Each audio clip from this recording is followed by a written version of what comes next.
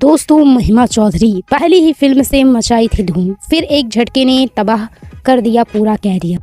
इस दुनिया में अनजाने मिलते हैं।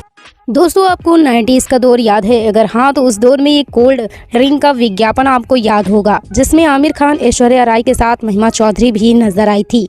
महिमा वाला ये एड काफी हिट भी हुआ था। दार्जिलिंग की रहने वाली महिमा माया नगरी मुंबई कैसे पहुंची, बहुत कम लोग जानते होंगे।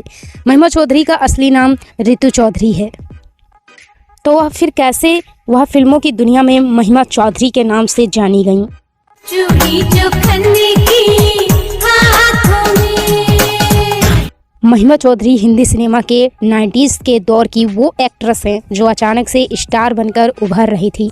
उनकी खूबसूरती और अदाकारी देखकर लोग उन्हें अगली सुपरस्टार एक्ट्रेस मानने लगे थे। टप कर आएगी वो, तुझे मिल जाएगी वो, तेरी महबूब। लेकिन अचानक ऐसा क्या हुआ था कि रातों रात में उनकी उभरती एक्ट्रेस गुमनाम हो गई। हो गया है मुझे प्यार, नहीं होना। क्या आप जानते हैं कि एक दर्दनाक हादसे ने महिमा की पूरी जिंदगी को ही बर्बाद कर दिया था? चलिए आज हम आपको महिमा के फिल्मों में आने से कैरियर डूबने तक की पूरी कहानी बता। दिल चुराना रे ना ना ना, पास मेरे आना ना। 13 सितंबर 1973 में दार्जिलिंग में एक चाय बागान के बिजनेसमैन के घर बेटी का जन्म हुआ। बेटी का नाम उन्होंने रितु चौधरी दिया। बेटी शुरू से ही पढ़ाई और स्पोर्ट्स में बहुत ही तेज थी। बेटी की पढ़ाई के प्रति लगाव और खेलों में भी रुचि। पिता को लगता था कि वह बड़ी होकर ज़रूर या तो खिलाड़ी बनेगी या फिर बड़ी अफसर। लेकिन 16 साल की उम्र में वह मॉडलिंग का सपना देखने लगी। महिमा खूबसूरत थी, इसलिए उन्होंने मॉडलिंग और फिल्मी करियर बनाने का फैसला कर लिया।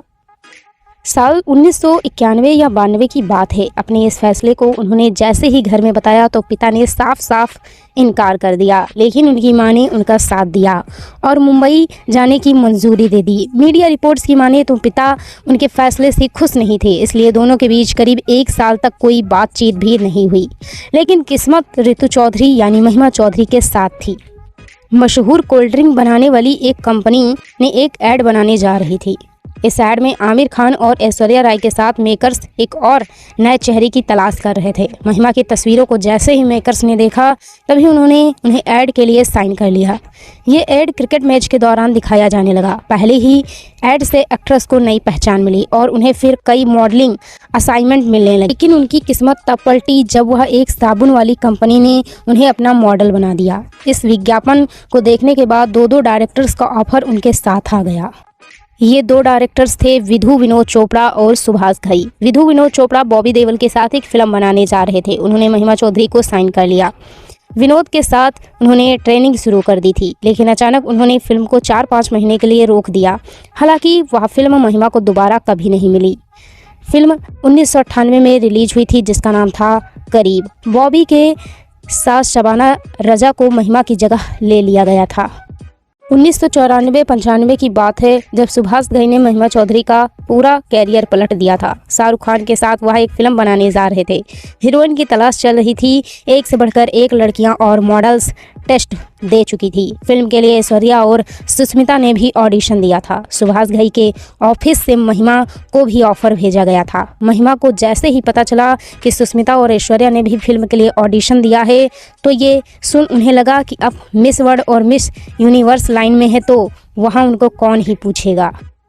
महिमा सुभाष से मिली और उन्हें अपना वो एल्बम बेमन से दे दिया। उन्होंने फिल्म करीब के लिए क्लिक करवाया था।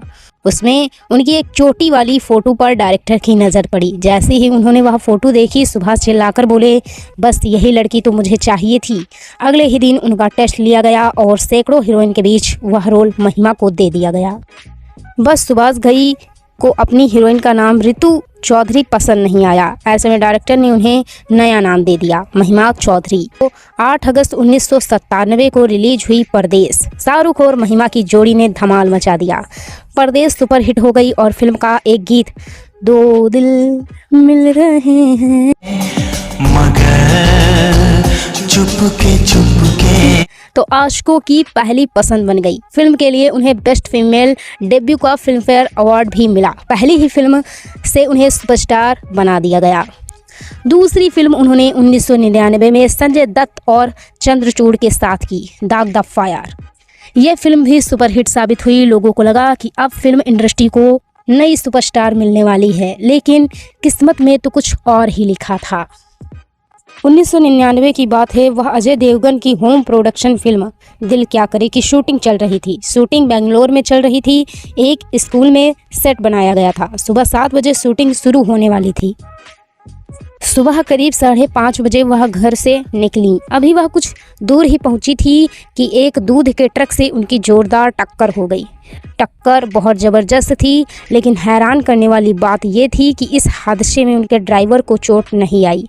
महिमा के शरीर में चोट नहीं आई, लेकिन कांच के टुकड़े उनके चेहरे पर जा फंसे।